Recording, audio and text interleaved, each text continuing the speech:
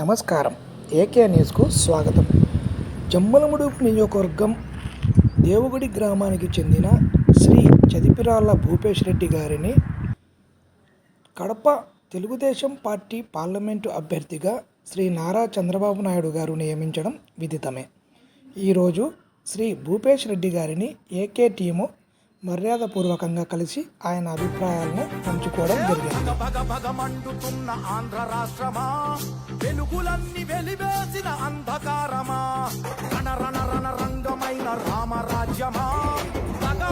కడప పార్లమెంటుకు కొత్త అభ్యర్థిగా శ్రీ భూపేష్ రెడ్డి గారిని చంద్రబాబు నాయుడు గారు ప్రకటించిన తర్వాత మొదటిసారి ఇంటర్వ్యూ ఇచ్చేది మన ఛానల్కే. చాలా సంతోషం. అది ఒకటి. సార్ చెప్పండి, మీకు చంద్రబాబు నాయుడు గారు ప్రత్యేకంగా భూపేష్ కాకుండా బుల్లెట్ను దింపుతుందా ఈసారి కడపలో అని చెప్పి మీకు పార్లమెంటు స్థానాన్ని అయితే కేటాయించారు. దీని గురించి పార్లమెంట్ తెలుగుదేశం పార్టీ అభ్యర్థిగా ఎంపిక చేసినందుకు ముందుగా నారా చంద్రబాబు నాయుడు గారికి నా కృతజ్ఞతలు తెలియజేసుకుంటున్నాను. కడప జిల్లాలో దాదాపు 35 ఏళ్ల నుంచి ఒకటే కుటుంబం ఎంపీగా కొనసాగుతూ ఉంది.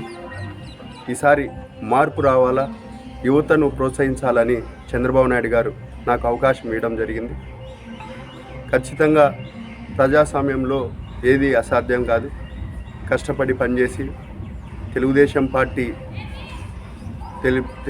పార్టీ నాయకుడు చంద్రబాబు నాయుడు గారు విజన్ ఉన్న నాయకుడు. ఉద్యోగ అవకాశాలు, డ్రిప్ ఇరిగేషను, స్ప్రింక్లర్ ఇరిగేషను, రైతాంగాన్ని కొత్త ఉద్యోగాలు క్రియేట్ చేయాలా. 5,000 ఉద్యోగం అనేది అసలు ఉద్యోగమే కాదు. ఎందుకంటే ఈరోజు ఇంటరు, డిప్లొమా, డిగ్రీలు పూర్తి చేసుకునేది 5,000 జీతాని కోసం కాదు. కనీసం 20,000 నుంచి 30,000 జీతాలు రావాలనేది తల్లిదండ్రులు వాళ్ళ పిల్లలను చదివించుకుంటూ ఉంటారు. అట్లనే మరీ ముఖ్యంగా జమ్లూరు నియోజకవర్గానికి వస్తే స్టీల్ ప్లాంట్ అనేది చాలా ముఖ్యమైన ఒక పెద్ద ఘట్టం. కడప జిల్లాకే కాదు, అది రాయలసీమకు కూడా తలమానికం అవుతుంది.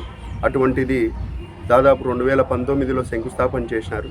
మళ్ళా 3 ఏళ్ల తర్వాత మళ్ళా శంకుస్థాపన చేసినారు. ఈ విధంగా శంకుస్థాపనలకే పరిమితం అవుతూ ఉంది.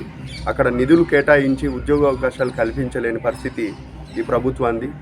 సొంత జిల్లావాడు ముఖ్యమంత్రి అయితే అందరికీ ఉద్యోగ అవకాశాలు, మన జిల్లా బాగుపడుతుందని గంపగుత్తగా ఆ రోజు ఓట్లేసినారు. కాబట్టి ఈరోజు ఆలోచన చేయండి, కడప జిల్లా ప్రజానికమంతా ఒక్కసారి మార్పును కోరండి. ఖచ్చితంగా నాకు అవకాశం ఇవ్వండి. ఈసారి ఎంపీ అభ్యర్థిగా నేను పోటీ చేస్తున్నాను తెలుగుదేశం పార్టీ తరఫున.